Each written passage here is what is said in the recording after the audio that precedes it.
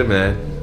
Excited to be here. Paul, the place is so different since the last time I was here. I mean, just more stuff.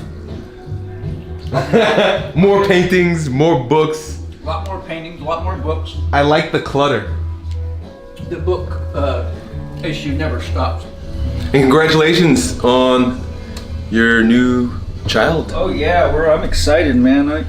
Having a girl triggered something inside. Really? Well, welcome to the club. I got 3 of them. Wow. Yeah, that definitely triggers a whole lot. Yeah. Well, when I get lost and confused and say, what the hell do I do with all this emotion, I'll give you a call. Yeah, that's when the meditation and the stoic practice comes in handy big time. Yeah, they shit test you. Yeah, Laird Hamilton and Gabby both warned me. They said, you're about to go on a ride of your life, baby. Yeah. I said, well, good. I like to consider myself a very masculine man. King of the boys. I think you probably are safe in that consideration. A lot of boys growing up, brown boys, my brothers. And then to be surrounded by all women broke me down for a while. Yeah, well, yeah. God always sets the path for your optimal spiritual development before you even get here. The universe wants people to know more about relationships right now, or at least the world does. Yeah, well, that's been a big theme in my videos lately. A lot of the questions that come from young men have been revolving around that. So I've just been diving head in. It's one of those areas where I really didn't spend much time thinking because, I've been in a relationship for so long and just kind of never really explored many of the ideas or the questions or the concerns that they're having. Because I, wasn't dating. Relationships are the foundation of everything. Yeah. If you don't have good relationships, you have lots of problems in your life, and probably health problems. I was watching a bunch of David Wilcock shows on Gaia, and in one of them he talked about a series of channeled books that were channeled by a physicist. And there's a system they have for rating the authenticity of channeled material, and it ranked at 98 or 99%. And since, I think it was like 85 or something that these books were channeled, but since then, many of the things that were conveyed through this series, The Law of One by Ra, have been demonstrated to be true scientifically. So what the beings that they're channeling are the people that built the pyramids. They're the ones that trained the Egyptian priests. And in there, there's a whole section in the Law of One of how the tarot got developed and why. And they actually share their system for how they train the priests. And my soul immediately said, this is what you want to do. So I devoted myself, I would imagine I've been 2.5 years now every day. And I went through the Egyptian system, which is a very specific system that's very different than anything else out there. And I did extensive meditation, active imagination work, journaling. So I'll show you, I have a row of journals of every one of my tarot meditations for about 2.5 years now. Wow. They're very powerful. So you find these areas, these subjects, and you dive in. How do you master something? Otherwise, you just got a bunch of opinions about shit you don't even know what you're talking about. Makes you a good Christian. Sorry. or a mother. I mean, like, most of our parents have all sorts of opinions about what we do without knowing it. Like, my mother is, just cannot hear anything about the research on psychedelics because she comes from this kind of old Indian concept of you can't get to God using any kind of drug. And she doesn't understand the difference between plant medicines and drugs like heroin or something. Right. So, anyhow. Yeah, I'm just fascinated by how you focus in on certain things, and every time I meet you, it's like a brand new area of interest that you've dived into and learned to master. Yeah, well, usually by the time you're seeing it, I've been at it for 2 or 3 years. That way I can be authentic about it and not just be a cut and paste expert, people that read shit and then tell everybody else like it's something they really know. It's important for me to synthesize things in myself. That's how I built the entire Chek system, is testing what works in clinical practice, what works in your own spiritual practice. and then refine it. You've probably heard me say this, but I say this to my students all the time. Never believe a word I say. Go out and test it for yourself. Right. If it doesn't work, come back and talk to me. I'll check your technique. If it's not working, you're doing the right technique, either it was too evolved for you or I need to reevaluate that approach. Right. Every single time anyone's come back to me, they were doing it wrong. As soon as I taught them how to do it right and they did it, it did exactly what I said it would. Because I spent years developing things, working with all sorts of clients to refine it to what is practical, what is effective. And then I systematized it so a person can see this person has this problem, they need this approach, these mobilizations, these stretches. You know, you've been through enough of it to know. And so something like tarot, are you learning mainly through reading, or do you have a process where you meditate, or do you hire experts? No, that's the Egyptian approach. They tell you not to read anything about the cards because it'll pre-program your mind and you'll never really know how to use tarot.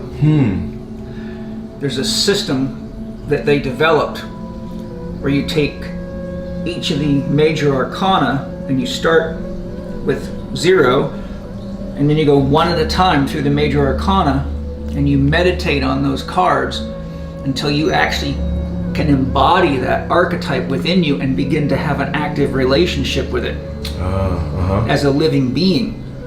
And then it teaches you what it's all about, what the archetype's about, and you go into relationship with it. So, for example, if I'm working with the Emperor, he might say, here are ways that you can enhance your business, because the Emperor is the master of creating in the material world.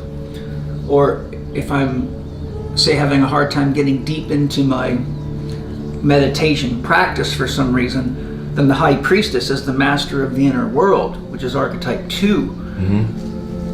So once you do the work, the inner work, to actually channel the archetype into yourself, then the archetype interacts with you just like you were sitting there talking to me.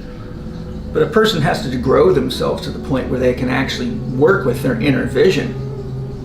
But that's part of the process. Once you do each of them and you record all your meditations, then they start pairing them. So there's functional dualities, like a yin-yang relationship. Then once you get through that process, they put them in groups of 3.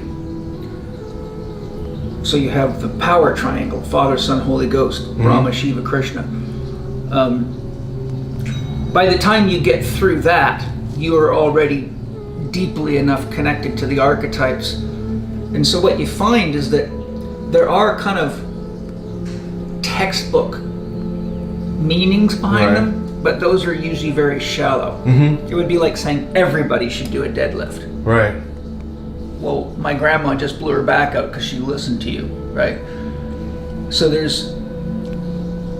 you have to get into this relationship with them so they're guiding you. And the card only tells you, your soul, your own intuition is what chooses the card. It says, in order for you to optimize yourself on this day with the events that are about to occur in your life, you might need Tarot 14 Temperance. You might be dealing with some screaming children, no matter how small or little they are, right? Tough clients or something. And so then you can connect to Tarot 14 Temperance, and she can say, okay, you know, make sure you remember to breathe when you start getting triggered today. And so you will get guided. So I work this process. Now I don't need the cards. I can just close my eyes and say to my soul, okay, what are our cards for the day? Right. And then if I want to go talk to them, I can go talk to them and ask them specific questions. But that's really how they work.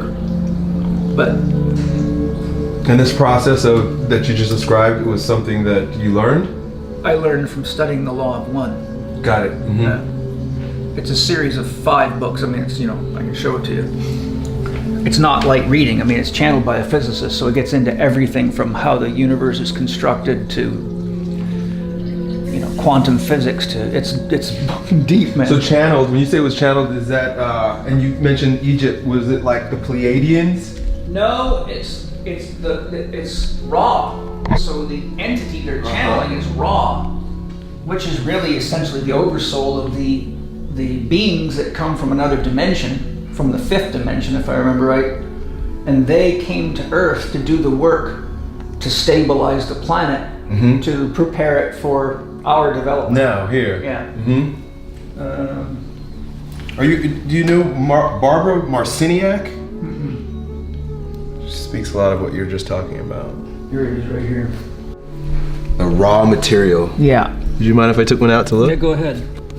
Book 4 has got the tarot stuff in it, so if you want to... So this is a lot of Egyptian. This is Egyptian stuff? Well, remember, it's channeled by a physicist, but you can see my notes and you can see the tarot information.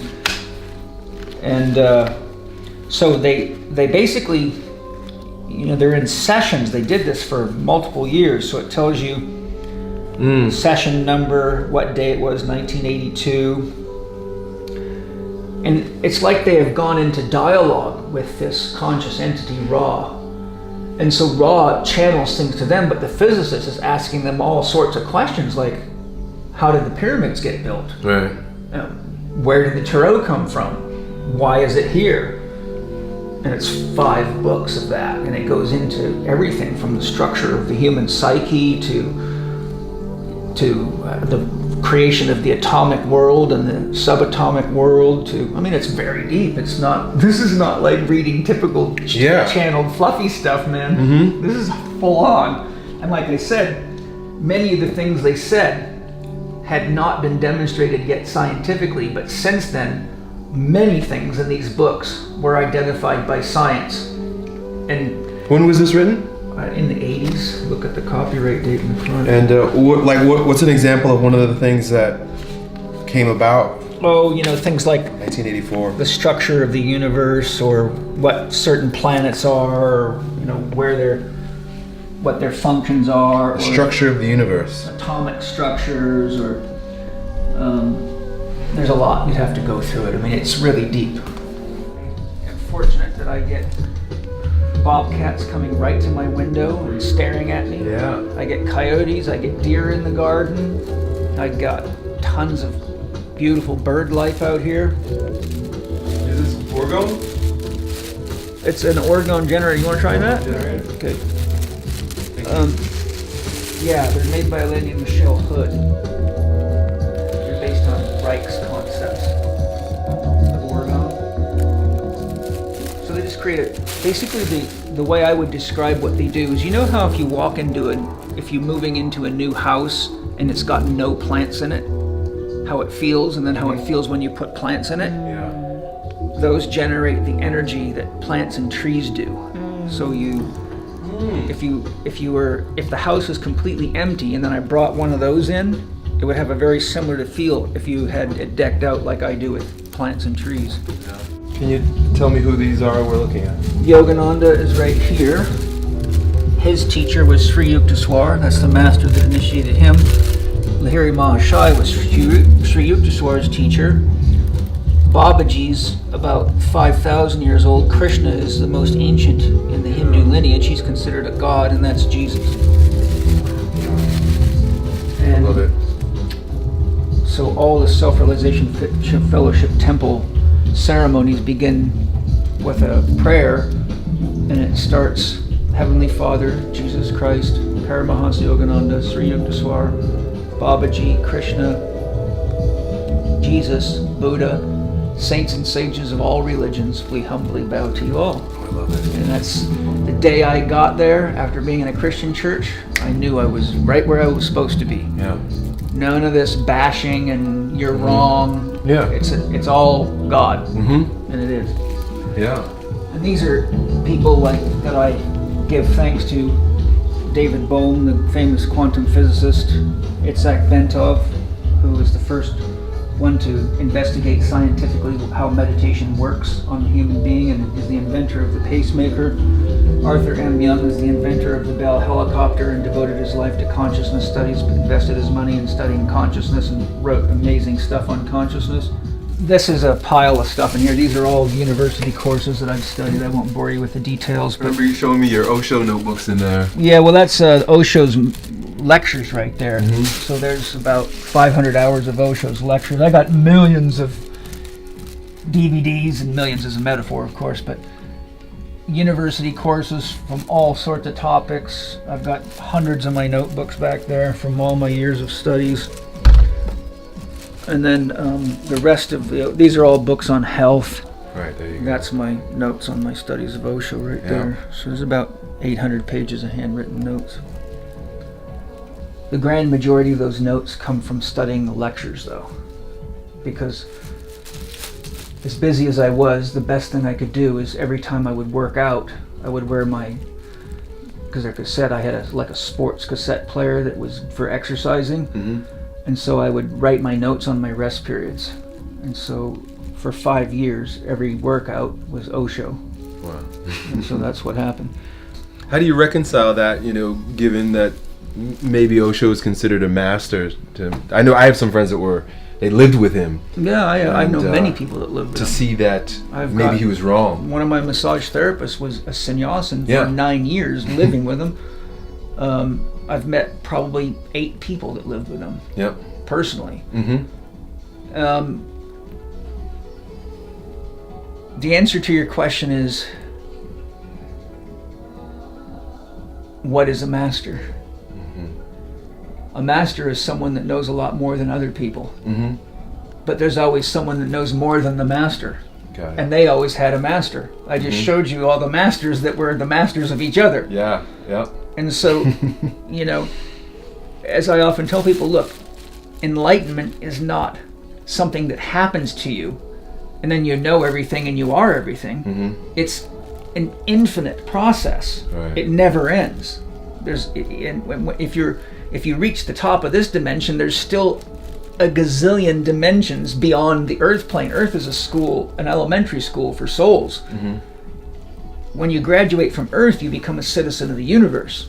Well, think how big that is. Yeah. So in each dimension, there's different ways that God experiences itself. Yeah. We're here in a materially dominated dimension because matter slows down spirit. Yeah. That's what matter is. It's spirit moving slowly enough that you can interact with it. Yeah. People keep telling me they're trying to find God. I go, what do you think this is? Yeah. Right? When you look in the mirror, you say, that's me. Well, this is God looking in the mirror at God. That's what the universe is. You're looking at God's body. And guess what? You're part of it. Yeah. God's looking through your eyes at me, and I'm looking through my eyes at you, and it's God looking at God. And they keep looking for something. If you found something that was God, it would totally destroy the concept of God, because then you'd have to come up with some idea about what's bigger, and that goes on forever, and you get nowhere. Right? My God is bigger than your God. Yeah. It just ends nowhere. Right. It's useless. Right. What are some of the things that maybe you were wrong about that you can look back now and see that? Because of my process and my earlier work, as you know, was based on anatomy and physiology, none of my courses are outdated. There's not one thing in them that's wrong, because the human body doesn't change that quickly. But there's been lots of things about, understanding how money works, or understanding... I was never caught in a dogmatic spiritual philosophy, because I saw the pain of that in Christianity, and I experienced it. So I don't necessarily think I was wrong about things. I think that I grew my perspective to realize I had limited viewpoints. But at the level that I was at, they were very congruent. In other words, it's wrong to take most people and start off with core activation or core conditioning like abdominal work, Right. and then have them doing functional movements, because you've just burned their core out. Right. Yeah, I remember you talking about that. Right? That's a wrong approach. But there was a time in my life I didn't know that. So as I did more and more research and work with my own body, I realized that's not the best approach. Now, if you don't know anything about exercise, at least you're doing something. So it's only wrong because you don't know more. Right. Right? But at least you're exercising. So, if I sat down and really meditated, then I could find things I was wrong about. But I spent my time, energy, and money studying from the very best people I could find in every area. So I went to the people that had already done all that synthesis. So I wasn't getting an academic education where they're telling you a bunch of bullshit that turns out not to be true because every research study that comes out says, well, that was wrong, this is true now. Right. You know, I went to the people that spent their entire life sifting through this stuff. So I learned from masters, and then I went from there, because where they were limited is they only knew about a disc, but they didn't know how it integrated with a uterus, or testicles, or a bladder, or a sigmoid colon. So I studied the masters on the organs and the glands. You know, anyhow, my point is that I took the knowledge that each person gave and found where its limitations was, and then said, what do I have to do to complete the circle? Right. And so that's the process. So I can honestly look back, and I don't remember saying anything I was just wrong about. Yeah. I would just say that my knowledge was only as applicable as the depth of my knowledge about how it applied and when it doesn't apply, you know. So I just grew it and grew it and grew it, you know. When you study people like Steiner, you know, you get your head blown off. Yeah. Yeah, my daughter picked up one of my Steiner books and I saw her flipping through it. I said, let me know what you get out of that. It's pretty deep. That's very deep, yeah. Yeah. You see the cards are very different than most valleys. The Angels of Fire, minerals, calcination, which is an alchemical principle. I don't know, these got turned upside down, but the black race. So when you pull that card, in her book, she teaches you all about the qualities and the strengths of the black race, the people with black skin. And if you pull that card, it means you need to integrate those qualities into your life because you're lacking those qualities. Meditation. And this is all, she's got a double numerological system here. So she's using numerological correlations. So you're not only, in this card, you're not only being guided to meditation, but this is a very comprehensive mathematical code. And this woman was like wildly smart. She probably had the equivalent of about eight PhDs at least. She was an expert in music. She was a master shaman. She was a master builder. She was an expert in geometry. She was a very, very skilled artist. I mean, this is somebody, when you're with them, you're like, how is it possible? It's like being with Rudolf Steiner or somebody. And she's the one that introduced me to art and taught me to do mandala therapy. Okay, yeah, I remember you mentioning that. Yeah, that's how I got started. You mentioned earlier the significance of living today. Do you feel that there are more masters alive walking the planet today than maybe in previous generations? No, I just think that because we have social media, you can talk to someone in China as quick as you can talk to someone next door. Gotcha. So, you know, sort of the thing of today is we know when someone farts in Africa, and we can listen to people like Eckhart Tolle or Deepak Chopra with the push of a button. But you know, Deepak Chopra's an Indian. What's the chances of someone from the United States meeting Deepak Chopra? Right. You know, 100 years ago? Probably never happened. But today, the benefit is we can access masters in any reality, from science to physical therapy to psychology to nutrition. Yeah. But the problem is they don't all agree with each other. Right. So what happens is you have now this great mass confusion. Yeah. Because experts of equal caliber are diametrically opposed, and we now have access to all the negative crap going on in the world, and it's right in our face like never before. So it scares the shit out of people. Yeah. Because now they know the world's about to fall apart. Now they know nature's dying. Now they know that we're going to the Middle East and starting wars to steal oil, and it could be the end of the world if Trump does something like that, as an example. So we have massive amounts of access, but most people don't have the depth of knowledge to interpret it and to distinguish what do you do when two people you really believe in have opposite ideas? Right. And how do you synthesize that? And I tell people that's perfect. Yeah. That's great spirit saying to you, it's time for you to actually stop reading and go practice and make up your own mind. Oh, I love it. Instead of daddy shopping. Because that's what it is. It's the child always wanting a daddy figure to tell it what to do. Right. And that's why diets are so popular. Very few people are willing to have a relationship with themselves and get to know their needs and listen to their body and get specifically guided by the wisdom inside of themselves. Right. So they jump from a Sears diet to a South Beach diet to an Ornish diet to whatever the hell see a lot of vegans flavor going of the carnivore month. now. Yeah, well, yeah, because they made themselves sick, and that's because they didn't listen. Right. You know, so, you know, my approach is there's no such thing as the right diet. You can have 3 different diets in the same day if you listen to your body. It'll tell you. You might get told to fast. Mm-hmm. What about my blood sugar? Well, then fast correctly, right? Fast with fasting tea, or, you know, there's a lot of ways to fast, but people are so fucking lazy. They don't want to do the work to have a relationship with themselves, and they don't want to do the practices that you gotta do. Like, you can't read books about Tai Chi and get the benefits of Tai Chi. You gotta go do it. Right. That's the problem. But everybody wants to just, you know, look at an iPhone and go, I'm a Tai Chi master now. And a lot of them run around pretending that they are, right? And that causes plenty of problems too. And the same thing with shaman. We've got all these people calling themselves shaman because they got a pocket full of mushrooms. And believe me, my email is full of people who got fucked up with all those shaman, you know. You were the first person I ever met that called themselves a shaman. You know, my license is medicine man and spirit guide. If I use that term, it's only to use a term that people can understand. Right.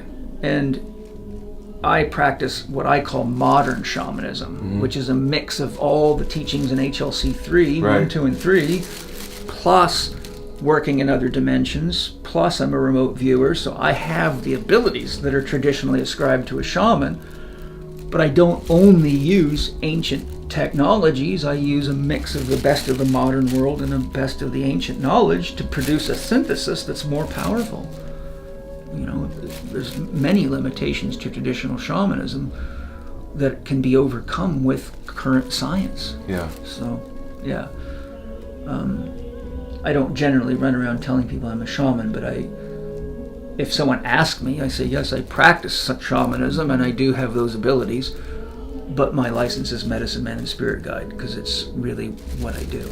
I'm probably more of a medicine man in a traditional sense because most of my work is teaching people how to handle their diet and their exercise and getting to bed and 4 doctors, right? Have you found it to be a challenge to have so many different expertises and so many different areas of interest to narrow your title down?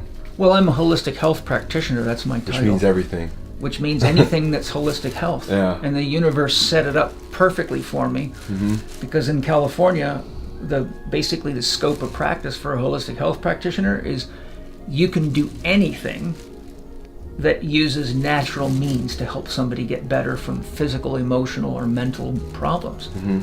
And my medicine man spirit guide is a federal license that allows me to use anything in nature in a healing ceremony, from mushrooms to stones.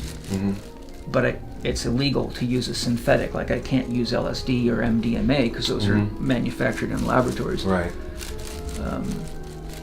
So I don't think it's harder, I think it's easier for me because if you go to a master mechanic, they know exactly what every tool in the toolbox is for and when you should and shouldn't use it. But if you give a bunch of tools to a first-year mechanic, they'll probably ruin as many cars as they help because they're going to use the wrong tool for the wrong thing at the wrong time. But it might look really cool. Oh, look at this. You know, next thing you know, they're snapping off a brake line or something because they're using the wrong wrench. So, no, I don't think it's challenging at all, but you have to devote the time to practice or you don't know how to use the tools. Right. So that's the process. These are Paul's patents on inventions that he's created. I remember learning how to use this. She was a client of mine in about 98 or 99, and then she referred Laird to me, and I've been consulting to her ever since. This guy, Rob Garcia, he was Oscar de la Hoya's trainer for I think 10 or 11 years, and he's a Chek practitioner. This guy's a buddy of mine. He's got a world record in Olympic lifting. He's Russian. This is the guy Richard Dunwoody that I rehabbed and brought back to win the triple crown. Gotcha. Yeah. Nice. was just telling Colleen that I think Paul is the most fascinating person I've ever met. Never ceases to blow my mind with everything he has to say and think about. They could turn the house into a museum for sure. Yeah, not for just sure. Paul stuff. Mm-hmm. That's a piece of art that a student of mine, and I've had this happen several times, who came to one of my workshops, and I introduced her to mandala work as part of the training, and it opened her up as an artist, and she has become a mind-boggling artist. Wow. I've got one at home that she did that is wild.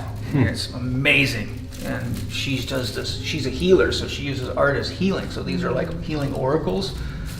So like if a person, she does art, like if you have a disease, she'll do a piece of art, and when you meditate on it, it'll balance your energy field and help you heal. And she discovered that. She discovered that inside of herself through doing my classes. Wow. And she'd never done art before. And I've got many people that had never done art before that came to my classes and turned out that they were artists and didn't know it.